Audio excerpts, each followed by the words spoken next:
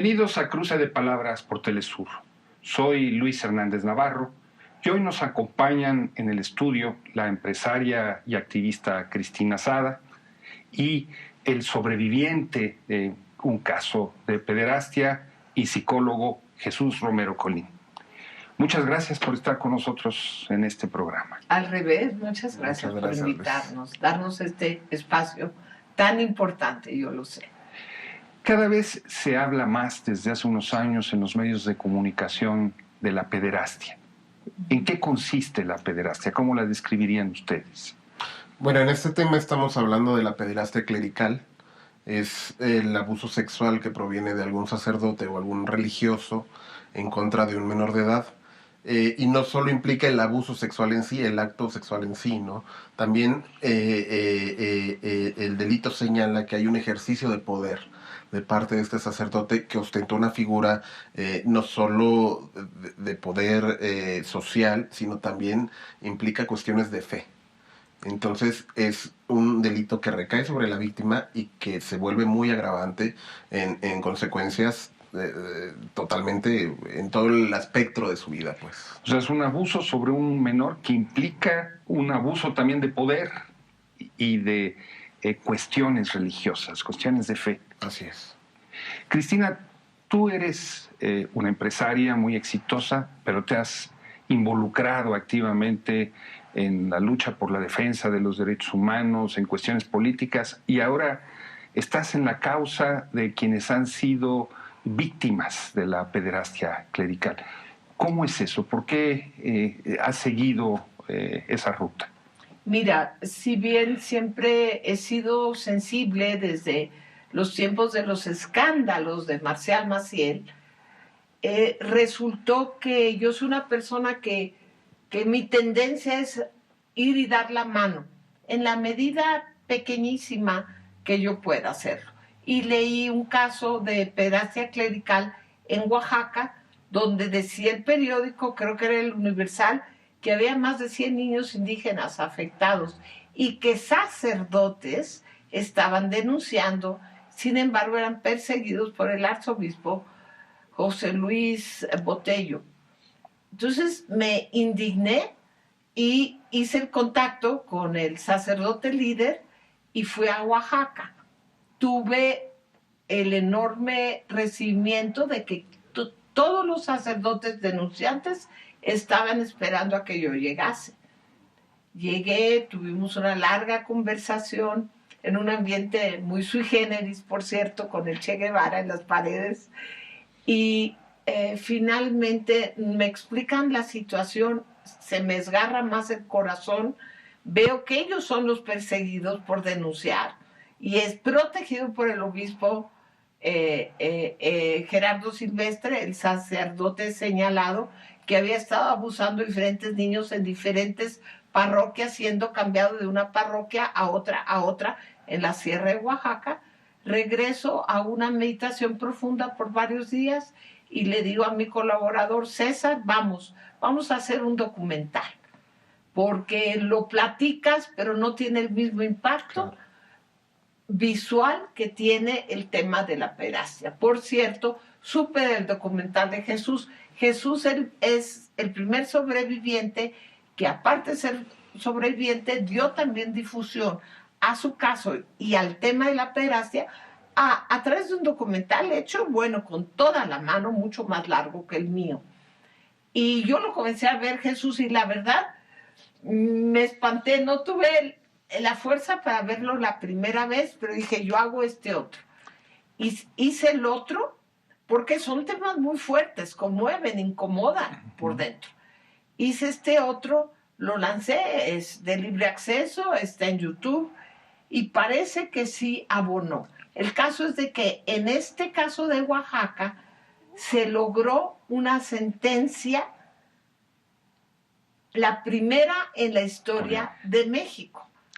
Y luego seguiste tú con la segunda o la tercera sentencia. La segunda aquí en la Ciudad de México. La primera en la Ciudad de México Y la segunda a nivel nacional. Tú fuiste abusado por un sacerdote. Así es, a la edad de los 11 años. A los 11 años. Así es. Y tuviste el valor y la determinación de hacer eso público, de denunciarlo. Bueno, sí, yo creo que, como se le llama, ¿no? Sobreviví porque, como te mencionaba hace rato, de esto de la pederastia deja muchas secuelas. Y es muy complicado entenderlo, aceptarlo, quitarte de culpas y sobre todo hablarlo, ¿no? Y después, claro, enfrentar a todo el mecanismo institucional que la Iglesia por años ha mantenido, ¿no? Para que estos casos pues no salgan a la luz, no sean juzgados, no haya reparaciones, no haya disculpas. Afortunadamente fue gracias a mi psicoanalista. Yo entré a psicoanálisis alrededor de los 20 años porque ya tenía muchos problemas de adicciones, de problemas con otras personas y demás. Logro ahí como acomodar todo este pasado oscuro que tenía y me doy cuenta que tenía la responsabilidad de denunciar porque este sacerdote estaba abusando de más niños. Entonces yo no podía formar parte de esa complicidad, que la Iglesia sí ha formado parte, pues. Yo no podía estar dentro de ese paquete y decidí denunciar, busqué organizaciones. La primera organización que me ayudó fue Católicas por el Derecho a Decidir, después me apoyó mucho SNAP y finalmente los abogados hicieron un trabajo excelente, que es el Grupo de Acción por los Derechos y la Justicia Social. Nos tardamos casi 11 años en lograr la sentencia de ese sacerdote, justamente por todas las complicidades, por toda la obstrucción de parte de la Iglesia y también por toda la presión de algunos miembros de la Iglesia hacia las autoridades civiles para empantanar todo el caso. Cristina, en México los casos de pederastia clerical comenzaron a hacerse parte de un gran escándalo con las denuncias sobre Marcial Macié y los legionarios de Cristo.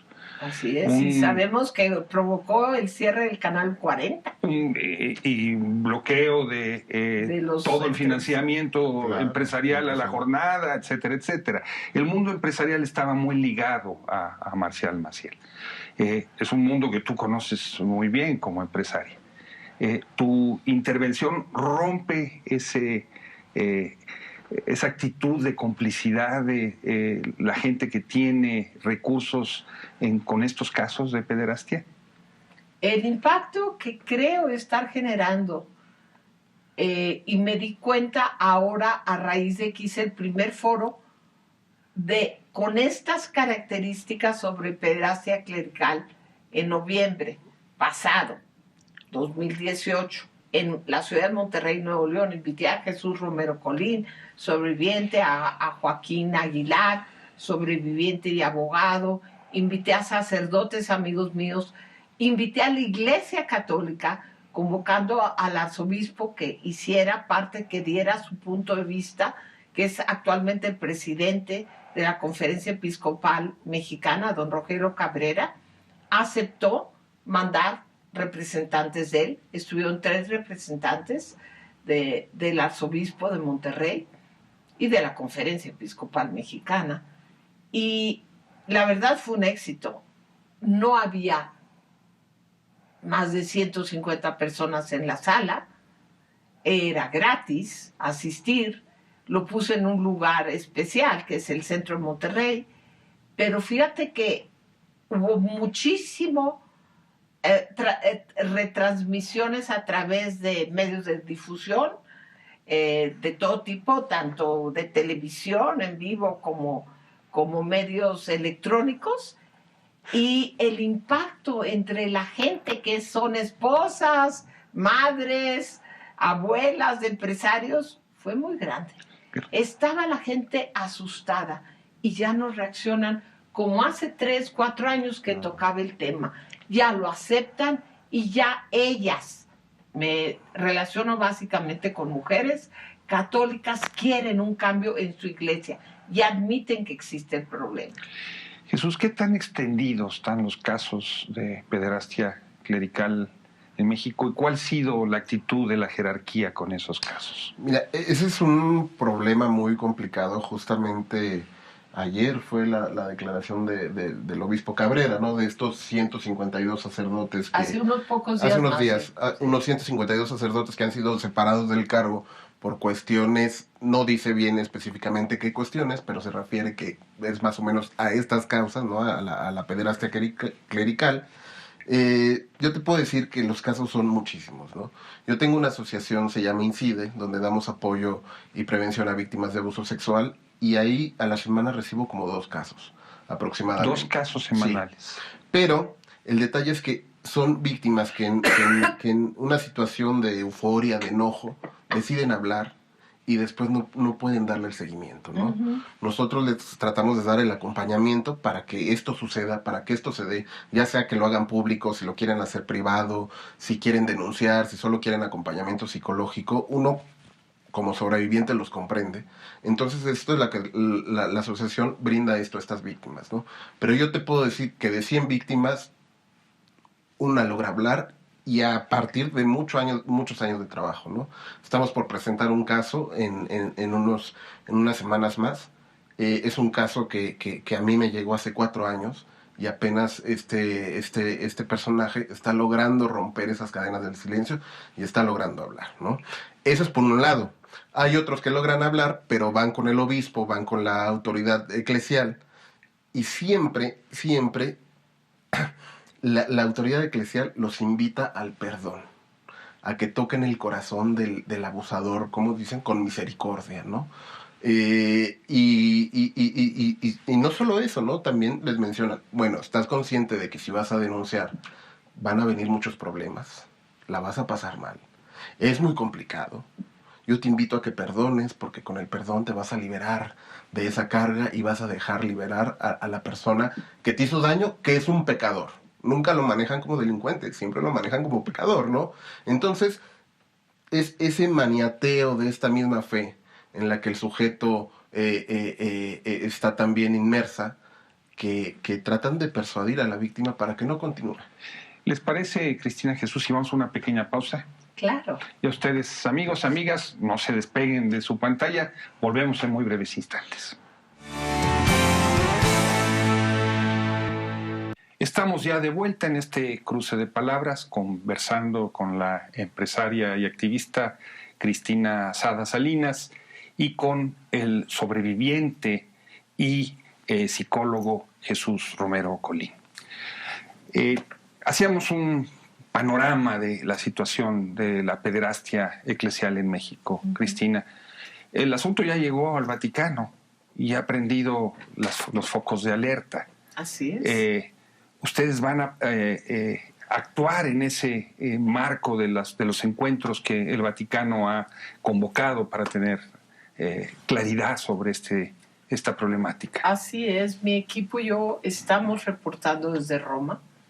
Estamos reportando lo que sucede en ECA. ¿Qué es ECA? ECA es Ending Clerical Abuse, por sus siglas en inglés. E de Ending Clerical, de C, Abuse de abuso, terminando con el abuso clerical. Obvio, es una aspiración. ¿Aspiración de quiénes? De las víctimas y de los defensores de los derechos humanos de la infancia, entre los cuales yo me encuentro.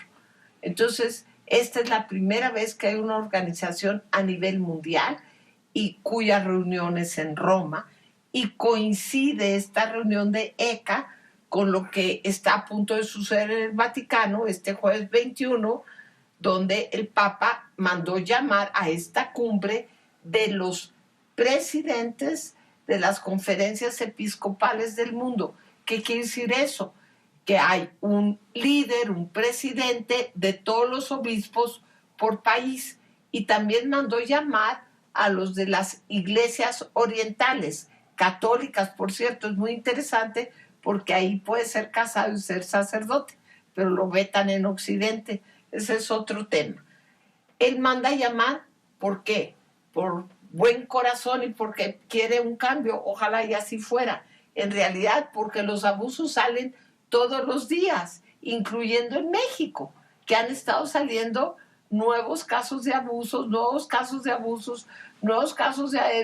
una niña violada de 6, 8 años, un sacerdote muy renombrado que tenía quién sabe cuántas obras sociales, muy respetado en Chihuahua por su comunidad. Entonces, esto ya se les fue de las manos, ya. Es otra época, es el siglo XXI, es la era, como ahora, de la comunicación, de mucha libertad de expresión, al menos en Occidente. Las redes sociales nos han abierto las puertas y es la era de la verdad, lo dice la astrología, la era de Acuario, es donde ya no puedes tapar a la verdad. Jesús, ¿qué tan extendido están los casos de pederastia clerical entre la jerarquía de la Iglesia Católica y qué tan reconocido está a nivel mundial? Bueno, creo que el reconocimiento ha sido gracias a esas víctimas valientes que se han decidido hablar, ¿no? Y también a los medios de difusión, a las redes sociales que han propagado pues las noticias, a todos los activistas que han apoyado la causa también. Aquí hay una cosa, ¿qué tan extendido? Pues está en todos lados, ¿no? Apenas hay una persona importante que va a ir justo a la conferencia al cónclave, donde dijo que el obispo que diga que en mi diócesis no hay casos es porque lo está ocultando, ¿no?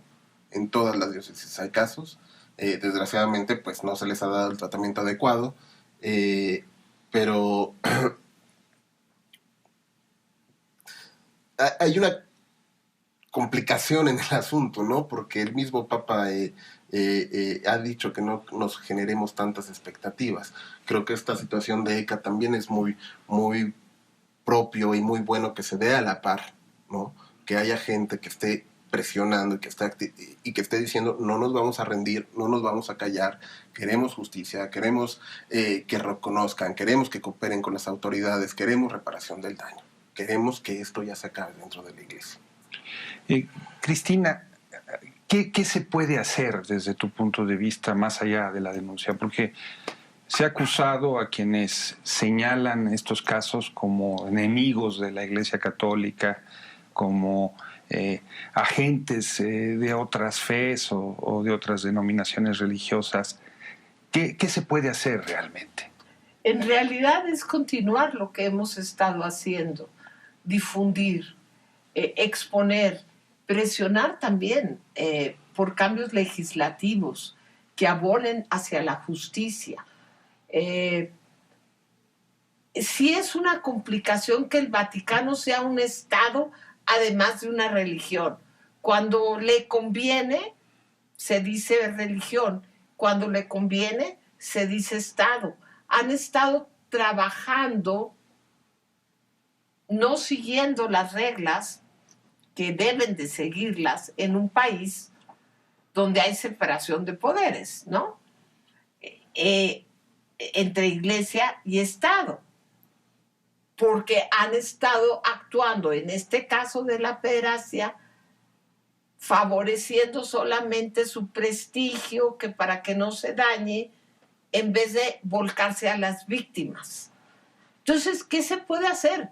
Pues esto que estamos haciendo, escribir libros, hablar públicamente, hacer que la gente tome conciencia, para que mi aspiración es que el mismo pueblo laico latinoamericano le diga a su iglesia cuando va a misa, cuando asiste a reuniones que tienen que ver con evangelización: oiga, padre, pero queremos que esto termine. Aquellos laicos, aquellos fieles que tienen acceso al obispo, convencer a más periodistas que toquen el tema, porque era un tema tabú, era un tema extremadamente incómodo, y sí es incómodo, pero es como decir, me incomoda mucho que estén llevando a los niños al horno de gas durante la época de Hitler, ¿no?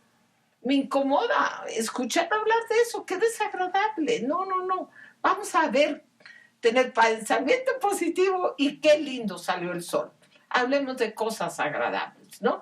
Entonces, hay una corresponsabilidad enorme entre la sociedad civil de no involucrarse en estos temas. Y le hablo a tu público, que sé que es todo Latinoamérica. En Latinoamérica, pues hay templos católicos por todos lados, sigue siendo la religión impuesta por los españoles predominante, Y bien, le ha servido a mucha gente para tener la esperanza de que al morir te vas a ir al reino de Dios, lo que sea.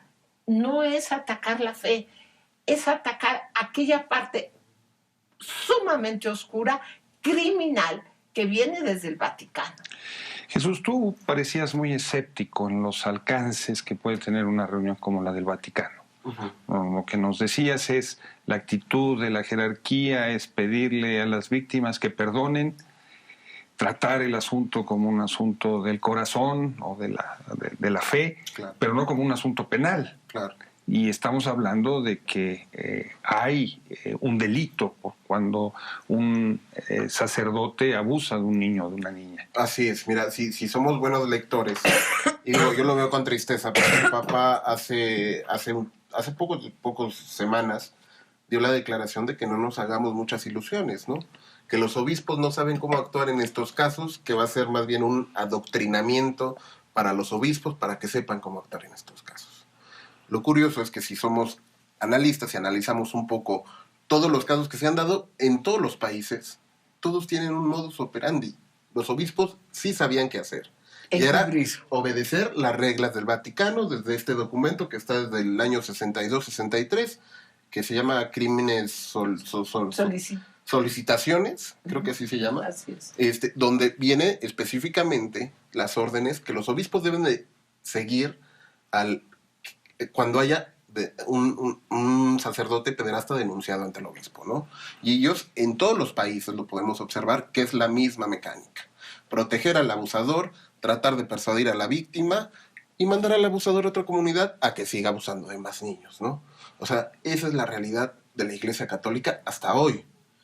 No puede salir el Papa a decir los obispos no saben qué hacer, porque sí sabían qué hacer y lo que hacían era encubrir.